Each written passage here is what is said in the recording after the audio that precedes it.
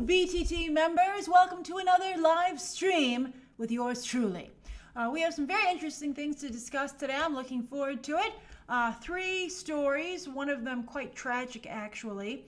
And then, of course, we shall end the stream as usual with a 10-minute Ask Me Anything. That's right. I'm pretty much on time today, and I'm pretty proud of myself.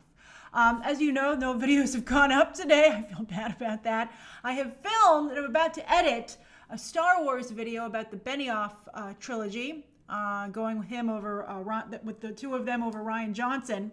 And then tomorrow, because I have to go out this evening, tomorrow in the morning I shall be doing, well, probably later in the day actually, but tomorrow I'll be covering the MTV movie nominations. All right, so before we talk about the first story of the day, where is everyone streaming from?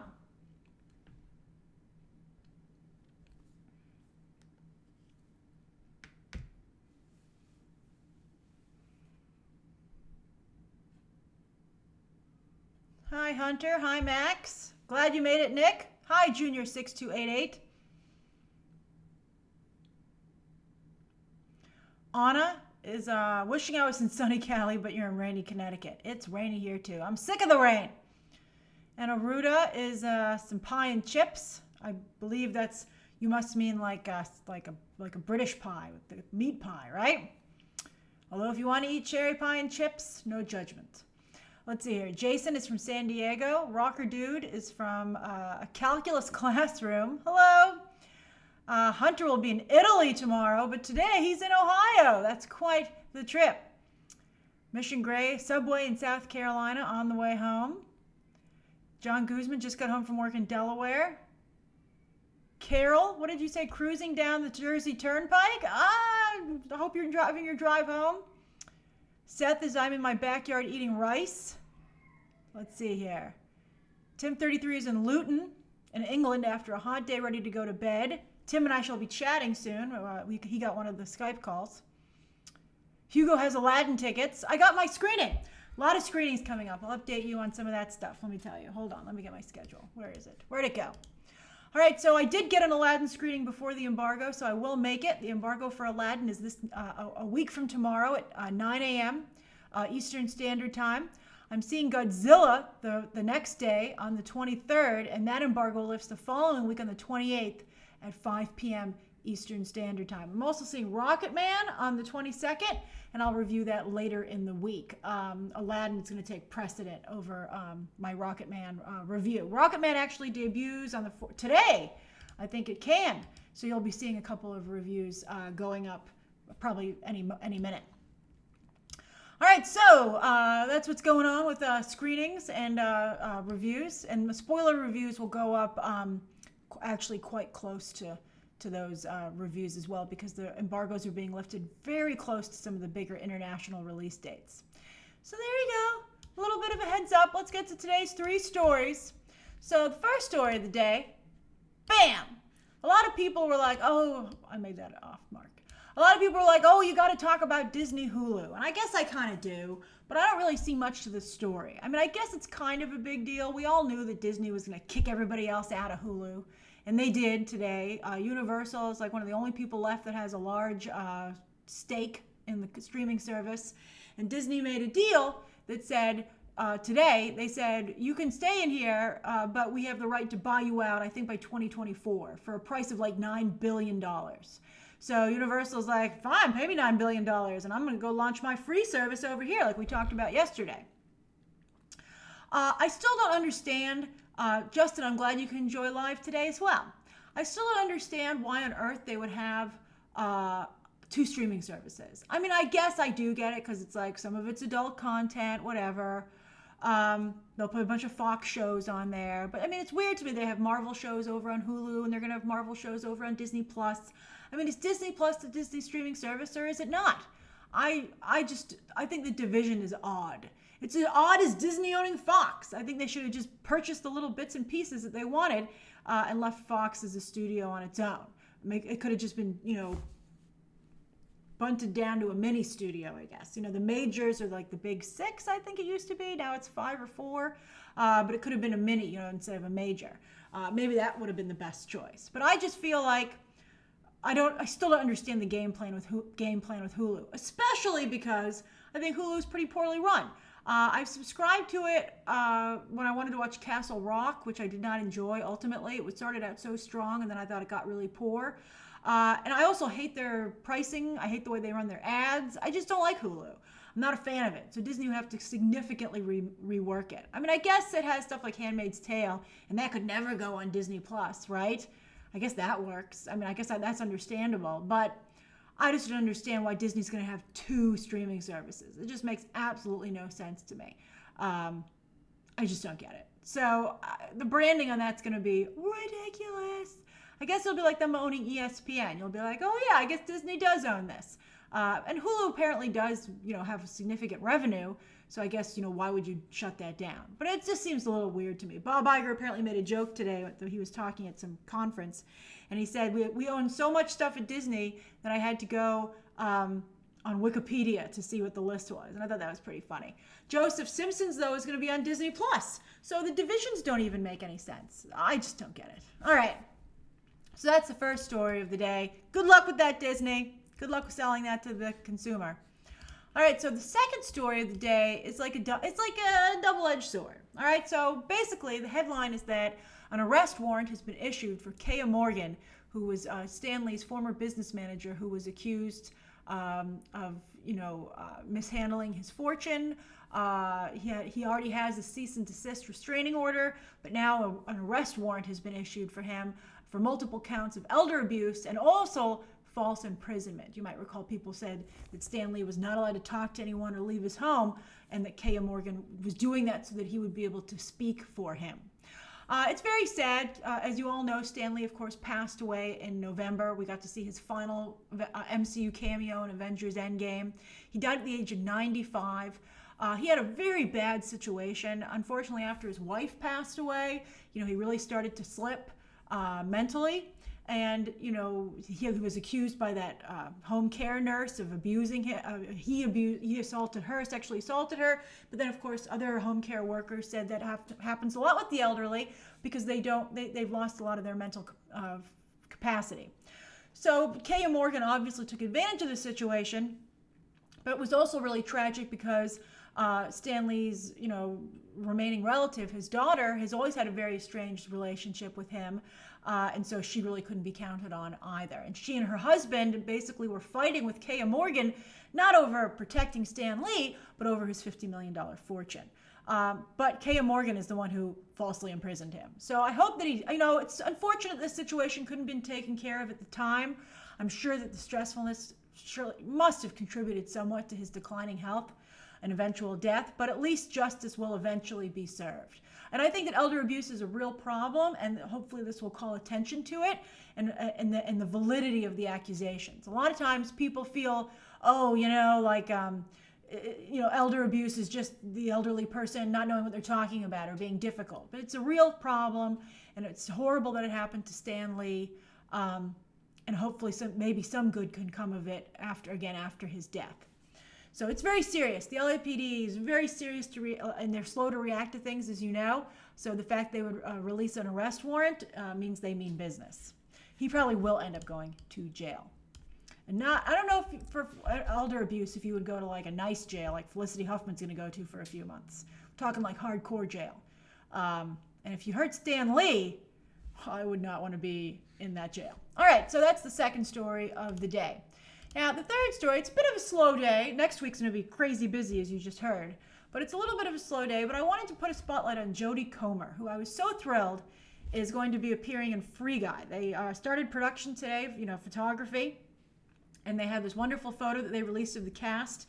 Not only features Jodie Comer and Taika Waititi, but also, let me move that so you can see. That's Steve Harrington from Stranger Things, Joe Carey. I'm so happy. He's a really talented, fun actor. So that's a really good cast. Basically, Free Guy, as we recently discussed, Ryan Reynolds got a very nice release date. He's getting a 4th of July release date, even though Fox now is owned by Disney. So yeah, it's Free Guys. And basically, Ryan Reynolds is a bank teller within the world of a video game, and he doesn't want to follow the script anymore. And so he decides to go off script and do what he wants within the game. It's a little bit like the recent Wreck-It Ralph, but obviously, I think, Sean Levy, also from Stranger Things, by the way, so I guess that's why he's the one who brought over Steve Harrington. I'm sure all the other cast members are like, why Steve Harrington? Although, why, of course, Steve Harrington, obviously. But, he's very much a family filmmaker, so it's probably a family type movie. Hopefully it has a little bit of edge so it can entice, Ryan Reynolds' more edgy fans. But I was so thrilled to see that Jodie Comer is in the movie. Now, Jodie Comer, that's a picture of her winning the BAFTA Award on Sunday night for Best Actress in TV. Fiona Shaw, her co-star, won Best Supporting. It's really a wonderful, wonderful show. And it's on Sunday nights, fittingly right before Game of Thrones. That's how I relax before I watch Game of Thrones for review, because that's like kind of a work thing. So I watch it. It has commercials. It's on AMC here in the United States. But I just watch it a few minutes late on my DVR and fast forward through them. But it's run Sunday nights.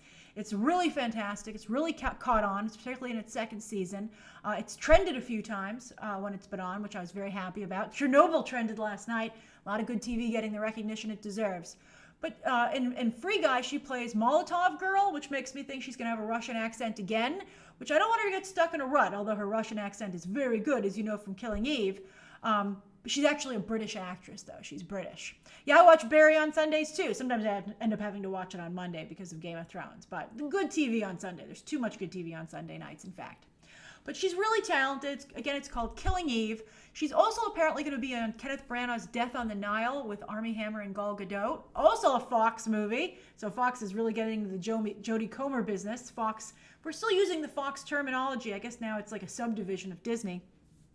I haven't seen her officially credited with that movie. I hope she's still in the film, but that's really exciting for her too. She's an incredible actress, very talented, very likable, and I'm really glad that Hollywood is picking up on her. She's fabulous. All right, so those are the 3 stories of the day, and if you have not watched Killing Eve, I highly recommend that you get on board. It's an amazing show. All right, so it's 4:15. We'll talk till 4:25, and then I will get back to my Game of Thrones Star Wars video. All right, so you can ask me anything that you would like. Yeah, Dire Dropout. Jodie Comer has done like a lot of BBC TV and British television, but this is her breakout role. Rodrigo, better late than never. Anthony says, what do you think of Game of Thrones Emmy chances for this season? I could see Emilia Clarke getting sympathy votes, but this season has seemed surprisingly light on acting to me. I think it will not do well because it's done so poorly with the reviews. It's slipped into the rotten territory on Rotten Tomatoes, which, as you'll see in my video later today, has never happened, except for one episode during season 5, and that's really bad. Jared, I did see the IGN Prince Ali clip. I thought it was pretty darn bad. I was surprised how slow the song was, and you would think, considering Will Smith is also a musician, that would be a highlight for him. So I'm surprised at how bad it was, but I'm trying to keep positive about the movie, because for a lot of us, it's our Memorial Day weekend film, and so I'm hoping that it just plays better in context.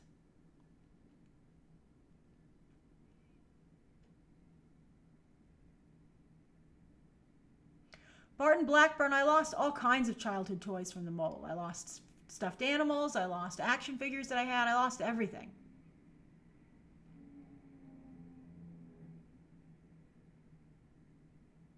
Oh, Caroline, I'm so happy that you're enjoying Barry. Jason, the overall season is 72% on Rotten Tomatoes. I'm talking about specific episodes. Patrick, I don't know how excited I am for Eternals, to be honest with you. I gotta see it. I gotta get a still or something. I gotta see it take shape a little bit better. A logo. I'll even take a logo.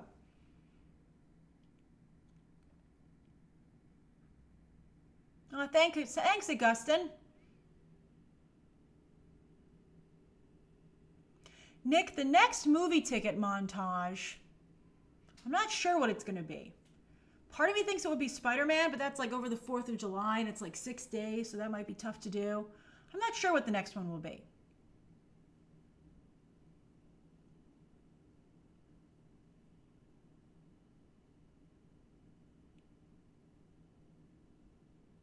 Myra, I still do watch Billions, and I'm enjoying it quite a bit. Oh, Dee, I'm so glad that you enjoyed Detective Pikachu with your kid and you dressed up. That sounds wonderful.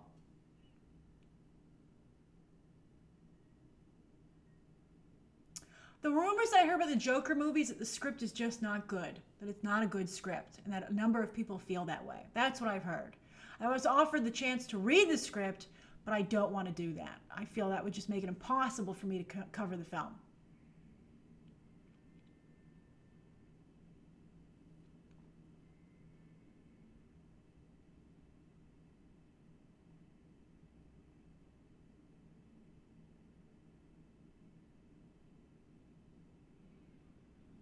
Oscar, I can't make a prediction for the Game of Thrones finale because I read the spoilers, and I think there's a chance the spoilers are right. So, oh, Sasha, Hobbs and Shaw is a good choice for the ticket montage. I might do that. It looks very good. That's a good choice. Jason, I'd have to go with right now Joaquin Phoenix Joker. He's very captivating. And also Jared Leto Joker got fired, basically. So, yeah, Justin, things get significantly reworked in filming and even in post sometimes and with reshoots. So I can't judge a movie on its script, its initial script.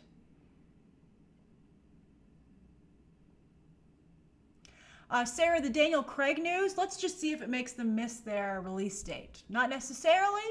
They could maybe film around. I mean, I think filming is actually postponed. I don't know. Daniel Craig has such a bad attitude. It's hard to get really excited about it. Anna Ruda, why would anyone sign off on a bad script? That's the question as old as Hollywood. Robbie, I'm so glad you got it here live today. We've got 5 more minutes. I'm glad you were able to join in with the stream. Joey, I have heard of VidCon, and I've been to VidCon several times at this point, but I do not believe I'll be going this year. Joseph, I don't think reshoots are always bad news. Reshoots single-handedly saved Rogue One and made it a fabulous film. I think I'd rather do reshoots and save a movie than just let it ride itself down to the ground like the bomb in Dr. Strangelove. Max says, do you think we'll get a Mulan teaser with Aladdin or The Lion King? I think Aladdin will be all about Maleficent. I bet you Mulan is held for Lion King, if I had to guess. Anna says, do I think that any actor from X-Men will make it to the MCU? You know, last night I tweeted, I thought that Evan Peters was so personable in his X-Men Day video. I would love to maybe see him come back, but I don't. I don't think they are. I think that you just can't do it. Because if you take one, how do you not take any of the others? I think only Ryan Reynolds will survive. Jonathan says, who do I think will win Comic-Con this year? I think Warner Brothers has a good chance because usually Marvel has to hedge its bets, especially if it's a D23 year. But if Marvel announces Phase 4, they'll win Comic-Con. Alan, I'm not going to break down the Maleficent 2 trailer because it just wasn't a big enough deal, unfortunately. And also, I'm trying to get my schedule back on track. When they do a full trailer, I'll probably break that down. As I tweeted today, I think the Mortal Kombat movie is exciting news. I would suspect that some of the changes that they made to the 11th game was to head off any potential problems for the movie, like making the female characters, I think, more female friendly. I would suspect that was done to help the movie, quite frankly. I think it's very exciting news. Let's see how it comes together. I think you'll get a really good idea what kind of movie it's going to be. If it's going to be like a Resident Evil type of adaptation or if it's going to be a little more highbrow. I think you'll have a better idea once you start to see some of the casting announcements made. And we'll discuss that for sure. I'll be covering Mortal Kombat as a movie for sure.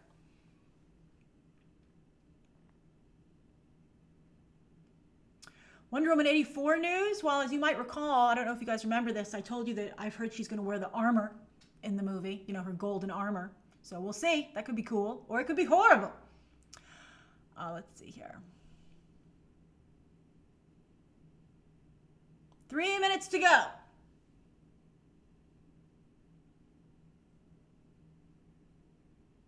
Max, I do not think that Jean Grey from Dark Phoenix is going to go over to the MCU. No way.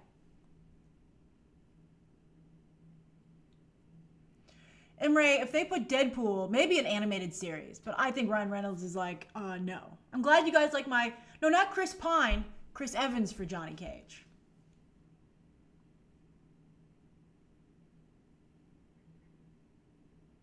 Oh, thanks, Anna. Have a good day.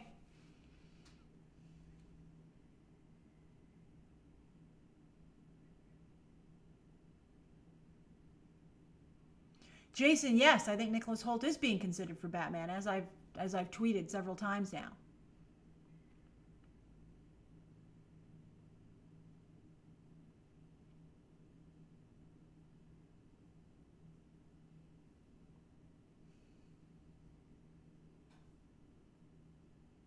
Oh, animation dude, Sophia Lillis for MCU's Jean Grey. I could see that, but I think people are tired of the same X-Men all the time. I'm glad you're having a good time, Dee. I would rather, as I said, do the second generation of X-Men with Wolverine and Storm and Nightcrawler as the team. DAN1213, I'm not going to do a casting video for Mortal Kombat because, again, I don't know the direction that they're going in. I don't know what characters that they're using. So I will wait until they actually start making the casting announcements to cover it.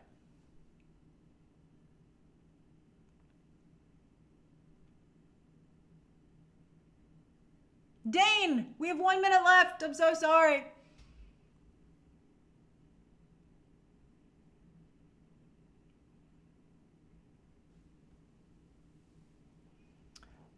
Yeah, I think Armie Hammer is definitely the better Batman, Platinum Diva, for sure.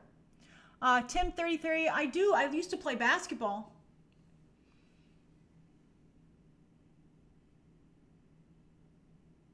Oh, it's 4:25. All right, I must get back to my videos. Thank you so much for joining me today. I will see you tomorrow for the final stream of the week, Wednesday, 4 p.m., and talk to you soon. Okay, bye, everybody. Bye. Bye-bye. Bye-bye, bye-bye, bye-bye. Bye, bye-bye.